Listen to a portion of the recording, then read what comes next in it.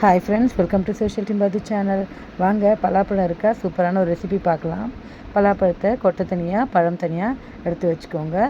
ஒரு கப் வெல்லத்தை வெந்நீர் விட்டு நல்லா கொதிக்க விட்டு எடுத்துக்கோங்க. உரித்து வச்ச பலாப்பழத்தை குக்கரில் ஒரே ஒரு சவுண்டு வச்சு நல்லா மிக்சியில் அரைச்சி வச்சுக்கோங்க.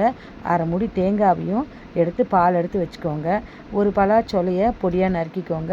முந்திரி, திராட்சை, தேங்காய் இதெல்லாம் எடுத்து வச்சுக்கோங்க. வெந்த பலாப்பழத்தை மிக்சியில் அரைச்சி வச்சுக்கோங்க.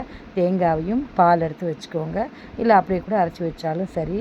ஒரு பேனில் நெய் விட்டு முந்திரி, திராட்சை, தேங்காய், பலாப்பழம் நறுக்கி வச்ச பலாப்பழம் இது எல்லாத்தையும் போட்டு நல்லா வதக்கிக்கோங்க.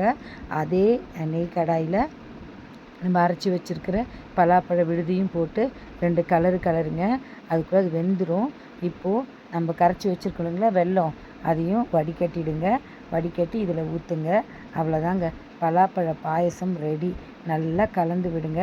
2 நிமிஷம் கலந்து விட்டிங்கன்னா போதும். அதுக்கப்புறம் அரைச்சி வச்சுருக்கிற தேங்காவை நீங்கள் தேங்காய் பாலாக ஊற்றினாலும் சரி, தேங்காவை அப்படியே அரைச்சி ஊற்றினாலும் சரி, டேஸ்ட்டு சூப்பராக இருக்கும். 2 ஏலக்காய் போட்டு அரைச்சிக்கோங்க. சரி டேஸ்ட்டாக இருக்கும். இது நல்லா கிளறி விட்டுட்டு நம்ம வறுத்து வச்சுருக்கோம் இல்லைங்களா, அது எல்லாத்தையும் இதில் போட்டுருங்க. முந்திரி, திராட்சை, அதுவும் அந்த பலாப்பழம் போட்டு சாப்பிட்டு பாருங்கள். பலாப்பழம் பாயசம் சூப்பராக இருக்கும்.